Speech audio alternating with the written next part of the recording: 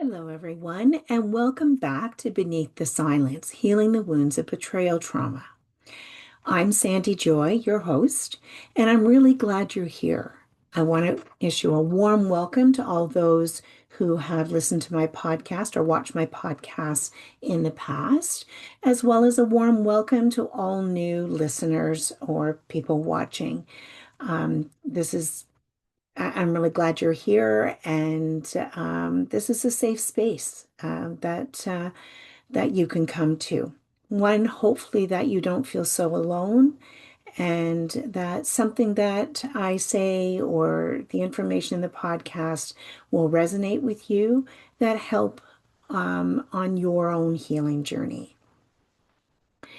Or help in your practice if you're a professional in the helping field. So I want to thank you again for being here. And as a reminder, my podcasts are not edited, um, as I feel very strongly that we're not perfect people and things happen that are out of our control. And it is important to me that these podcasts are real, raw, authentic, and that I can be vulnerable with you. And because if I can be vulnerable with you as a professional in this field and someone who has gone through betrayal trauma much of her life, that you may feel that you're able to be vulnerable as well. Okay. So today's topic is what we're talking through, or what we're talking about is parenting through betrayal trauma when you're healing and still showing up as a parent. And this topic for many parents, um, is betrayal done obviously, like I've talked about in the past, is we're very isolated and we internalize often. So we do this parenting quietly, painfully, and often with enormous self-judgment. Okay. And when I'm talking about parenting, this is if you have young children, teens, or adult children. Our parenting doesn't stop, okay? Just because betrayal trauma happens, the trauma doesn't take a pause when we become parents or are parents or have to parent. And it doesn't end when our children grow up, okay?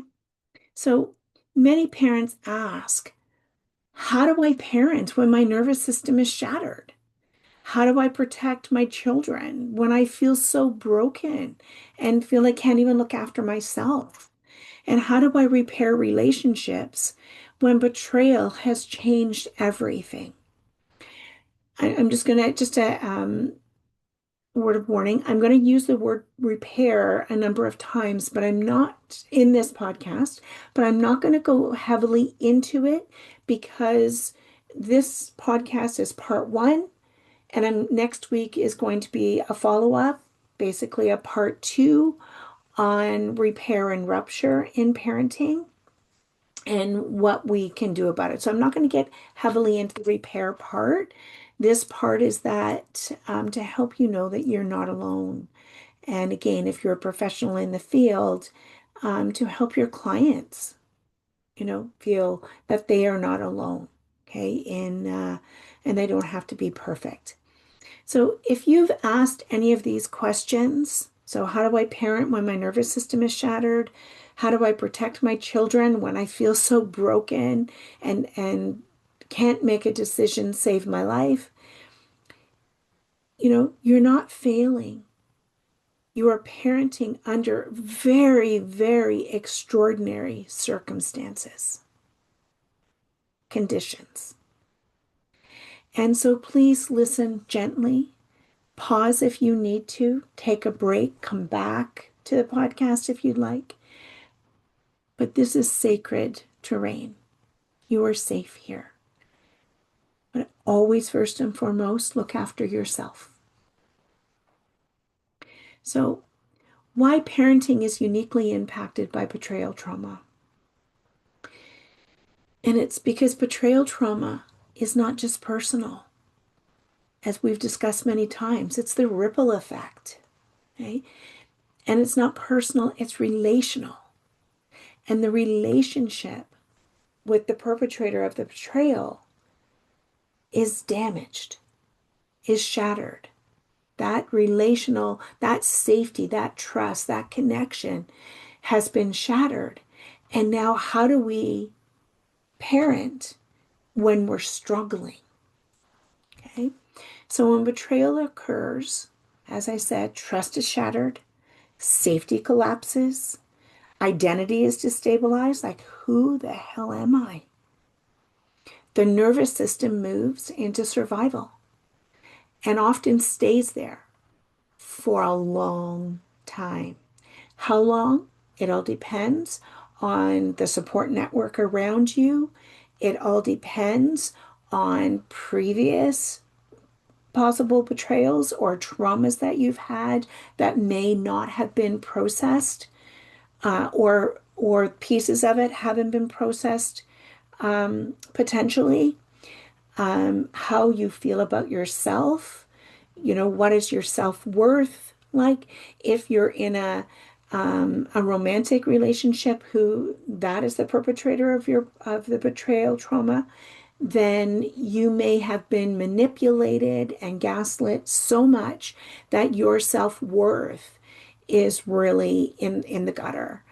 And that's going to take longer because what we have to work on in healing is building yourself up. Okay. And as human beings, again, we are so great at breaking ourselves down and believing that we are at fault rather than building ourselves up. Okay. So all these things happen. The nervous system moves into survival. And yet, as parents, we are expected to be emotionally present. When we're in a state of hypervigilance, prefrontal cortex may be closed and we're in a freeze, fight, flight, fawn, or even the fold. If we're in the fold, we're not doing anything. You know, Parents are expected to be regulated, whether that's with young children or with adult children. Parents are expected to be consistent, be strong. And yet it's so hard to do, to be regulated, to be emotionally present, to be consistent when we feel the opposite of strength. We feel so weak, so powerless, so damaged, so hurt. The pain is very, very real. So this creates a painful internal conflict. I'm falling apart, and yet I have to show up. So what happens is we often compartmentalize to try to show up, to put the smile on the face as we take the kids to school or have a phone call or a visit with our adult children. And yet what happens is we crash after and we're not able to do much of anything. And unlike single event trauma, betrayal trauma, remember, is ongoing for years, often for years, especially when the betrayer is a co-parent. The family system is disrupted, completely disrupted. And there could be legal, financial, and relational ties that remain. If you have children, there's always relational ties. So in my circumstance, my ex-husband is the father of my children. There's relational ties. Not that I see him. Separate holidays. Well, that's a long story, but that I won't get into at this point. But there's always, when you share children, there's that connection. This is not a failure, by the way, of parenting. This is the cost of parenting inside betrayal trauma. And it's hard. It is hard. So parenting minor children through betrayal trauma. When children are young, Parents often worry, am I damaging them because I'm so dysregulated? How much should they know? How do I protect them when I don't feel safe? What children actually need, they don't need perfect parents, okay? They don't need perfect parents, but they do need emotional honesty at a developmentally appropriate level. Daddy and I are going through a really difficult time right now, and I'm sad. So you may see me crying a lot. They may ask why, and it's, you know what? That's adult issues. That's between Daddy and I. Just know that we both love you and we're here for you. Okay. And that if I'm really sad, you're not making me sad. It's the situation. It's, or if mommy is angry, more angry, it's okay to say, Mommy, you're scaring me. Because that's what they need to hear. So we go, oh, we have to check it. We're in the fight. Okay, we have to check it. And that may be where we're compartmentalizing. And even if we just go to your room, whatever, it's the repair after is going to them and saying, this is what was happening for mommy. It's not an excuse. And I am so sorry that I scared you. I am going to try harder to be the safe person you need. Okay. So consistency where possible. Keep your routines as much as possible. Children thrive with routines. They thrive with guidelines or house rules. They thrive with knowing what to expect. And that includes consequences for not following the guidelines, the household guidelines. It's not letting them off the hook if they haven't done their chores. It is keeping consistently, things as consistent as possible because that's where they actually thrive. That's where safety is gain in the knowing what to expect. Okay. Repair when rupture happens. So when I said about small children, as parents, we can snap back. We can just go to your room or whatever the case may be. It's repairing that when we are more regulated or out of the fight. And it's what they need is a caregiver who tries to stay connected. Okay. Tries to be what they need you to be. Betrayal trauma may show up in parenting as reduced emotional bandwidth, and that's okay. That's okay. And it's okay to say to your children, minors or adults, I mommy's emotions may be all over the place, or mom's emotions may be all over the place right now. Um, and please forgive me if they are. And I'm going to do the best I can. And sometimes that may not look very best. Okay. Betrayal trauma may show up in parenting as hypervigilance, may show up as guilt and self-blame. We are so good at feeling guilty and self-blame. Remember, we're so good at breaking ourselves down, but not building ourselves up. And betrayal trauma may show up in parenting as fear of repeating harm. Again, that's where um, if our emotions get the best of us, it is repairing that. Okay.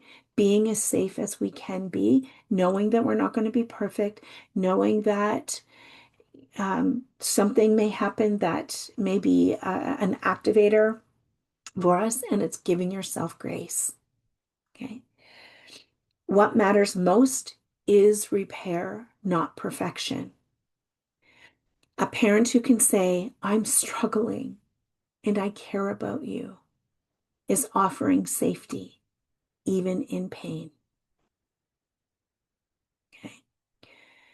So co-parenting and ongoing betrayal. Many parents are navigating betrayal trauma while still interacting with the betrayer, often for the sake of the children. This may include co-parenting with someone who caused harm, navigating manipulation, denial, or minimization. And when there's manipulation and denial, I can guarantee you 100% that the children will also be manipulated. They will be lied to in this denial. That minimization, it wasn't as bad. I didn't do that. The minimization, the denial, and the manipulation will happen with the children as well. And that's a betrayal to them. It will happen. Managing legal systems that don't understand betrayal trauma. It's institutionalized betrayal trauma when that happens. And my own experience with family court, well, I had a few really good judges, um, and my lawyer was phenomenal. Um, it's out of the scope for many people because of the cost. I know the last 6 months, basically, of my own court procedures, I had no more money. I had nothing. I was struggling financially, and my lawyer worked for me pro bono.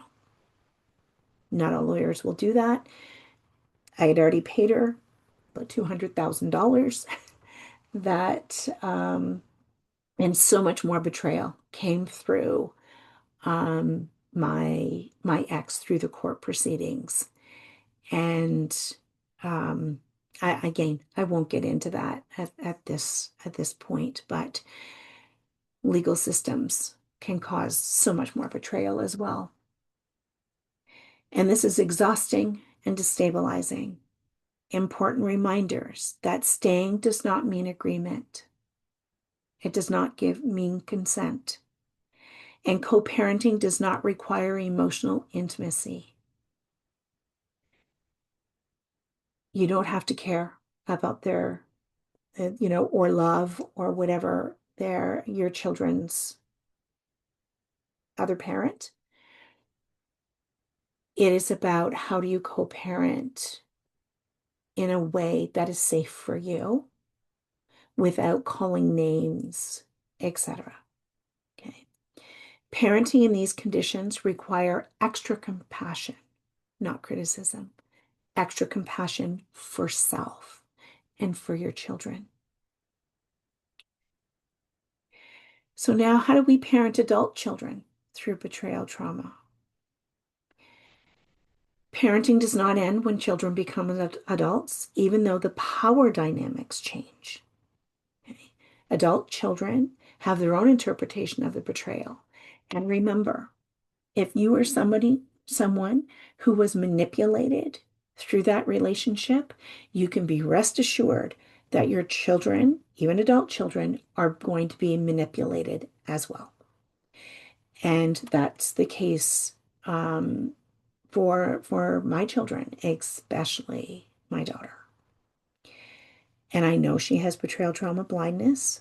Um, as a disclosure here, my daughter blames me for the breakup and that I'm 70% responsible, and her father is 30%, even though he's the one that had the porn and sex or has the porn and sex addiction and multiple affairs, I won't go into what it is. My kids only know about 25% of all that he has done because they don't need to know. That's between him and I. And I will share those things. They don't listen to my podcasts. Um, that's a boundary. I'm very, very close with my son, and they don't listen to he doesn't listen to the podcast, nor does his wife. Um, that's their boundary, and that's them shielding themselves. which, I think is a wonderful thing. Okay. They know about betrayal trauma. They know enough. They don't need to know the greater details. And that's why I can share them here because I know they're not listening. I truly believe my daughter doesn't listen as well because she is very much team dad. And there's not much I can do about that. She has to follow her journey. So, adult children may have their own interpretations, as my daughter does, okay, because she's been manipulated and lied to and she just doesn't know it. Betrayal trauma, blindness. So I can have empathy for her and I give her grace, but I also have to have my own boundaries and respect myself enough to know what is right for me. Adult children may side with one parent. They may avoid the topic entirely. So that's my son. We don't talk about it. They may feel angry, confused, or protective. That's my daughter, more towards her dad, because in her mind, her daddy couldn't have done all those things. Parents often carry deep grief and guilt. Did I fail them? Did staying hurt them? Did leaving hurt them? The answer to the first one, did I fail them? I didn't fail them. Their father did. It is not my fault. It's 100% his behavior, his actions that were the majority of our marriage. His behavior, or I'd say all of our marriage, because he had an addiction at the age of 14, well before I ever knew him. So did I do my best when I was in the deep throes of betrayal trauma in that deep, dark pit? No, I wasn't the best parent. And I don't regret because I give myself grace for what that was like. And all I can do is apologize and repair, what may have happened. Did staying hurt them?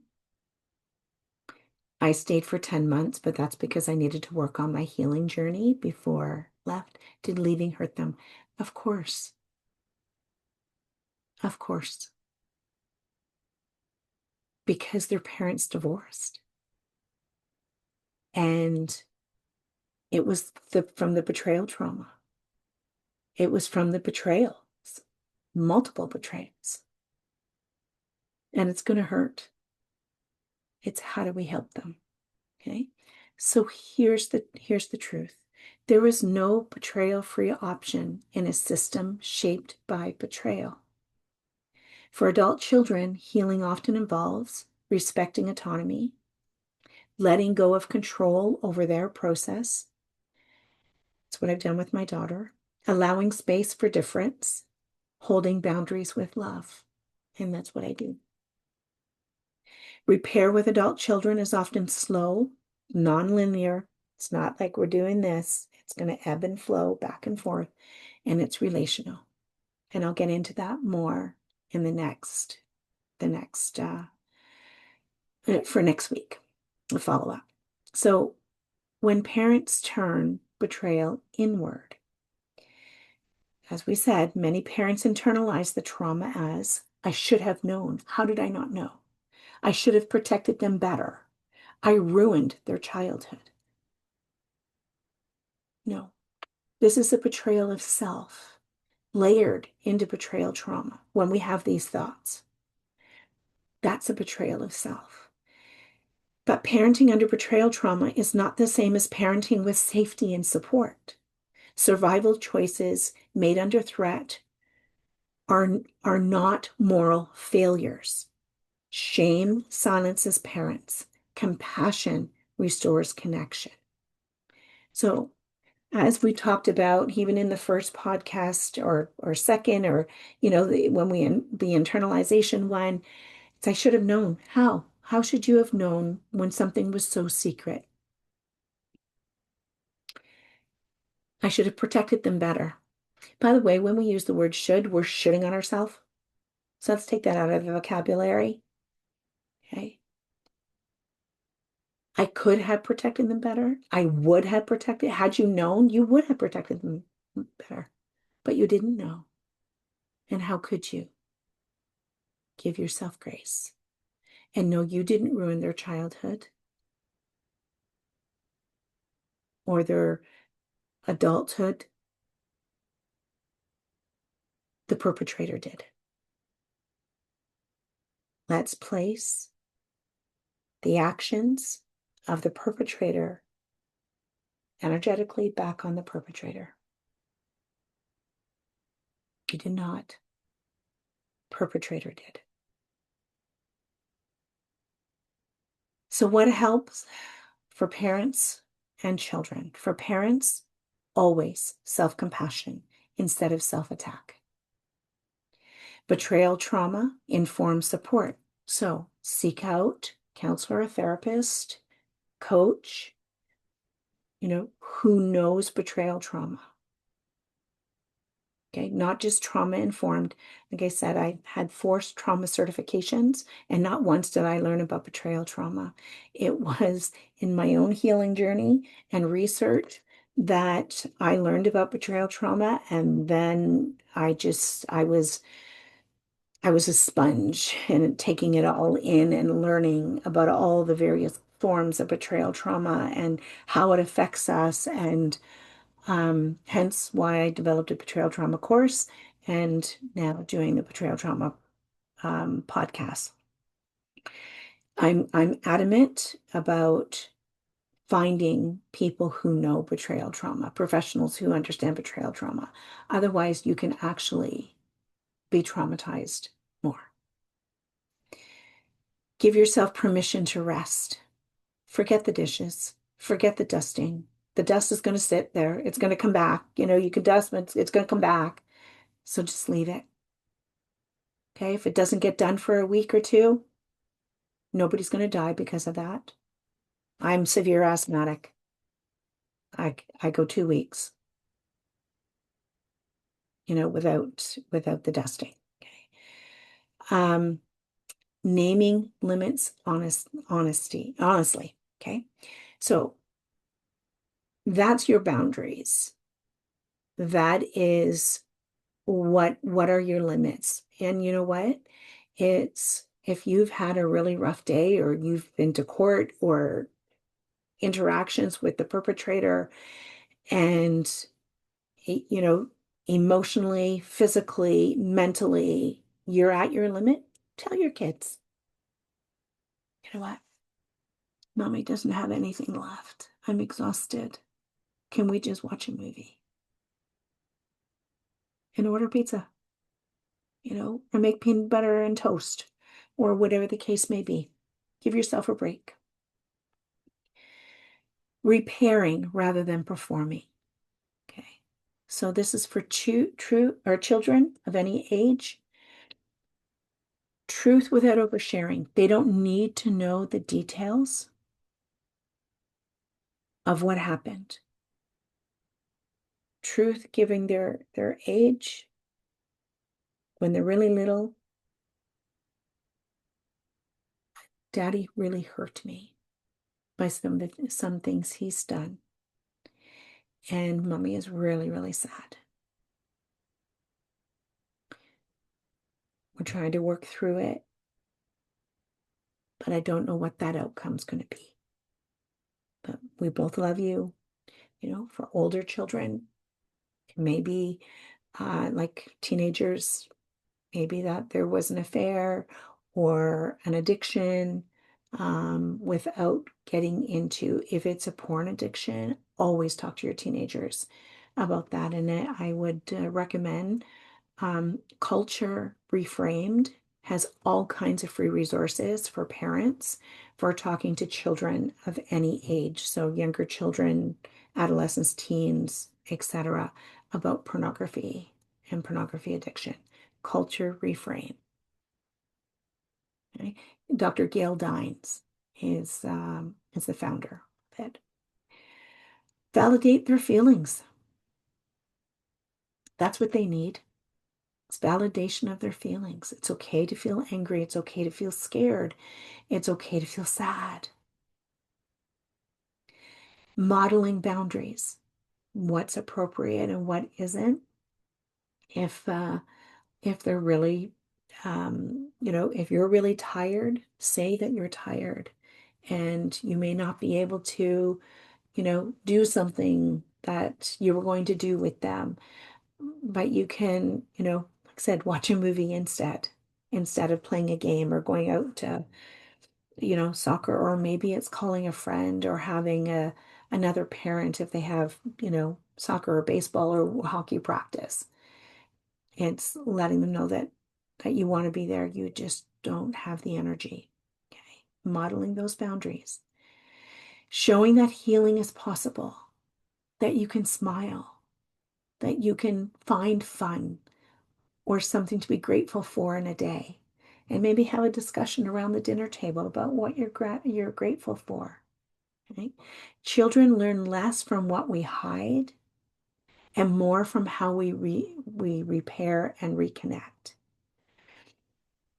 And in closing, parenting with truth and tenderness.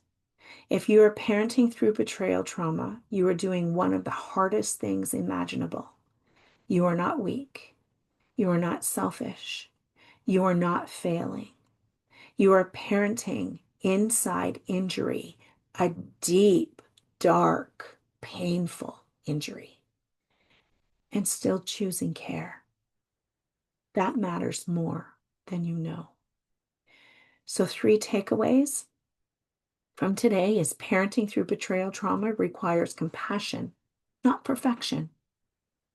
Children of all ages benefit more from repair and honesty than from silence.